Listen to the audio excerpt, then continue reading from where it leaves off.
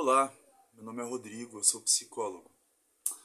Eu disse há algum tempo atrás que ia fazer uns comentários deste livro aqui, A Palavra que Resta, do Stênio Gardel.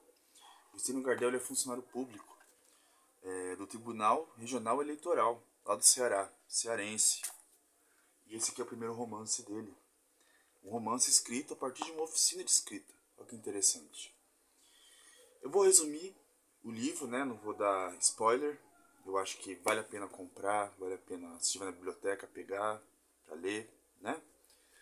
É o seguinte, o Stênio Gardel ele narra a história do Raimundo, né? O Raimundo aqui ele é o narrador em primeira pessoa, às vezes não, o livro vai alternando. E o Raimundo é um cara de 71 anos que nunca aprendeu a escrever e a ler, né? E tem o seguinte, ele resolve que finalmente aos 71 anos ele vai aprender a ler e escrever.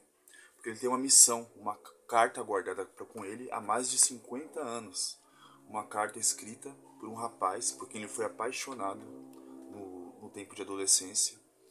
E devido os dois viverem num contexto rural, um contexto bastante machista, um contexto bastante violento, né, como a gente vai ver aqui no livro, acaba tendo um rompimento.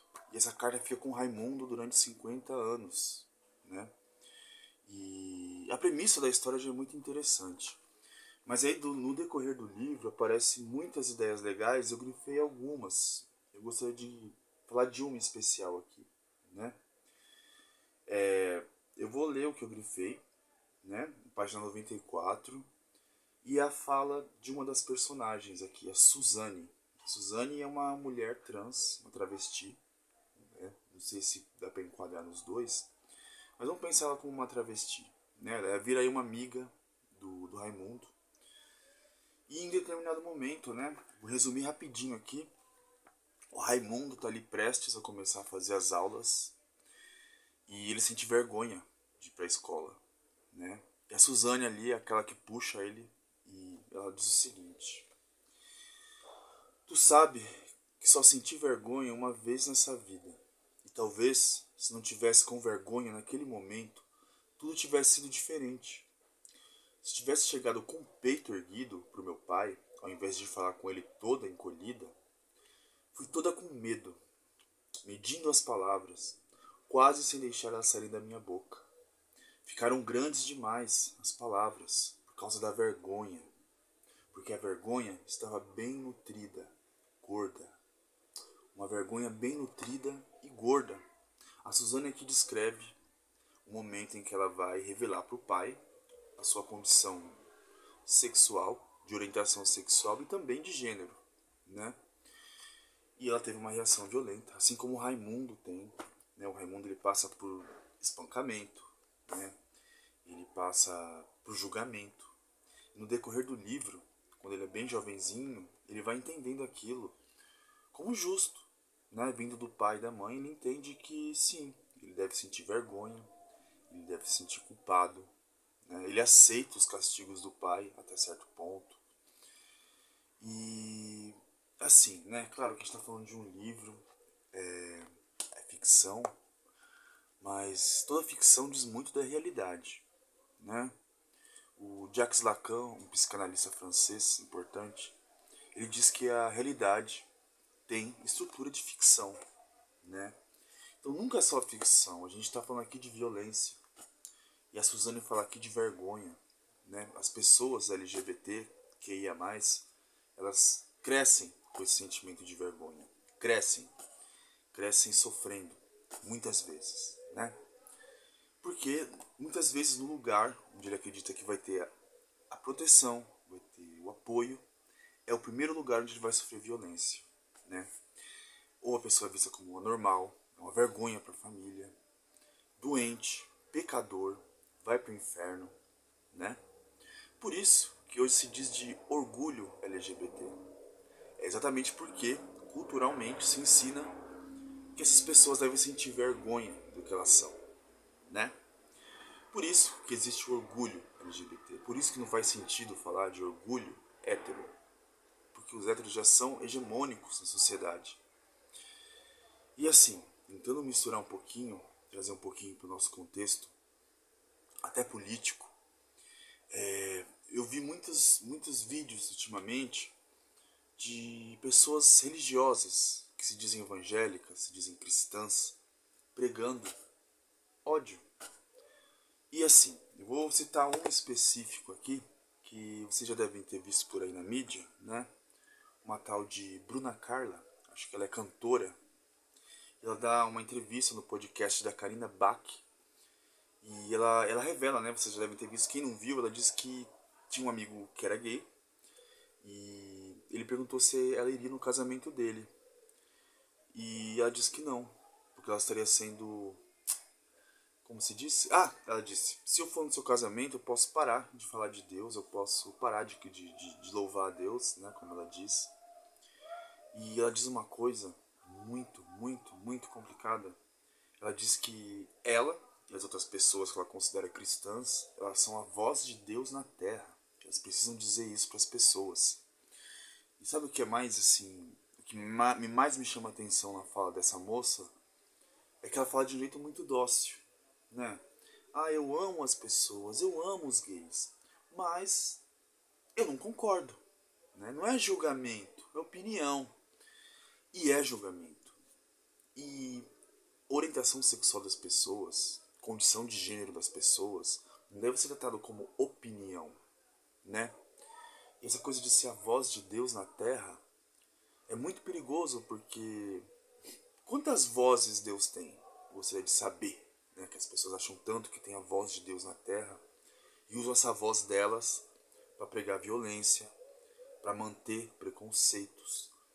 E elas vêm com essa vozinha doce, bonitinha, né? Eu te amo, mas eu não concordo, eu não aceito. Você não tem que concordar e aceitar. Você tem que respeitar. E, assim, quando eu digo respeitar, não é ir dizendo para as pessoas que elas vão para o inferno, né? Quantas pessoas não crescem com essa ideia e o quanto isso prejudica psiquicamente as pessoas durante a vida. Muitas entram em quadros de adoecimentos psíquicos, depressão, ansiedade, pânico, drogadição, suicídio. A gente está falando até de crianças, viu? É muito perigoso, é muito perigoso esse tipo de ideia, né? Eu ser a voz de Deus, né? Estou juntando tudo isso aqui porque eu gosto sempre de pensar que a literatura serve para a gente pensar o mundo também. Não é só entretenimento, né?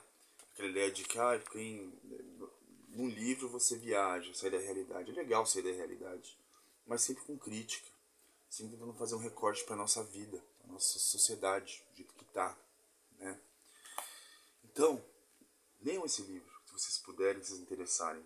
É um livro muito rico, traz muita ideia aqui.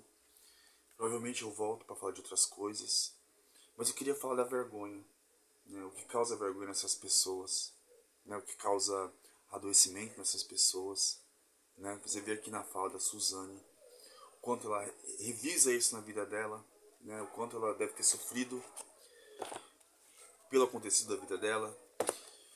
Então, assim,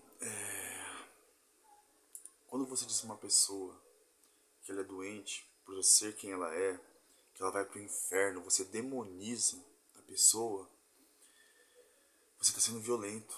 Você está mantendo estruturas que são violentas e causa muito sofrimento nas pessoas.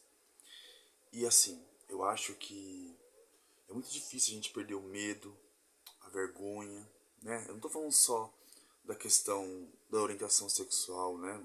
Da identidade de gênero. Eu estou falando de muitas coisas, né? Nós que somos a massa, que somos oprimidos, às vezes opressores também, né? Às vezes, como diz Paulo Freire, né? Muitas vezes o sonho do oprimido é ser o opressor. Essa frase aí é famosa, é um jargão já. Mas é isso que acontece, né? Então, aqui minha indicação de leitura. Bom, talvez o vídeo tenha ficado um pouco uma salada aqui de coisas, né, de ideias. Mas aqui eu queria falar um pouquinho sobre isso aqui, trazer essa passagem. Já estamos atentos aos discursos hegemônicos, né, de pessoas que estão no poder, de pessoas que fazem terrorismo, né, terrorismo psíquico nas pessoas, terrorismo moral, pânico moral, capazes de inventar mentiras, né, assim, mentiras que dizem muito passa na cabecinha deles ali, inconsciente, né? Invenção sobre banheiro unissex. Há 4 anos atrás era mamadeira de piroca. E aí vai, né? E aí vai, aí pega muita gente. E vamos andar pra frente, né? Vamos andar pra frente, vamos sair desse pensamento reduzido, engessado, pobre, né? Pobre, pensamento empobrecido. E o pior, tipo de pensamento, de ideia que mantém estruturas que são violentas, né? Então, assim, se você é cristão, né, caso você se identifique com essa ideia, especialmente se você é cristão, né, para todo mundo, mas é que hoje a gente tem um discurso religioso muito presente dentro da nossa política, né, e sempre usado por um viés moralista, retrógrado, que diz defender família, que diz defender isso, aquilo, mas não tem pensamento crítico. É assim, ó, pá! E vamos ficar atento, vamos ficar atento. Eu vou parar por aqui porque senão eu vou prolongar a conversa e a gente vai para outro lugar. Mas fica aí a dica de leitura, a palavra que resta, do Stênio Gardel. Vale a pena, é um contexto diferente, uma narrativa num lugar diferente, né? Contexto rural, meninos da roça, um contexto machista, claro, né? E vamos pensar, né? Vamos olhar para as pessoas que são diferentes de outro jeito. Vamos tentar parar de encaixar as pessoas numa caixinha do jeito que a gente quer, né? Tentar, pelo menos, se você tem essa capacidade. Se não tem, a gente não pode fazer nada, né? Eu sempre falo que eu não gosto de cagar regra. Isso aqui não é cagação de regra, não. Isso aqui é estímulo ao pensamento crítico, né? Cagar regra é dizer como as pessoas devem ser. Você deve ser isso, aquilo, fazer isso desse jeito, né? E as pessoas não são assim, elas são diferentes. Se você não consegue conviver com esse diferente, você quer a destruição desse diferente, o problema é você, né?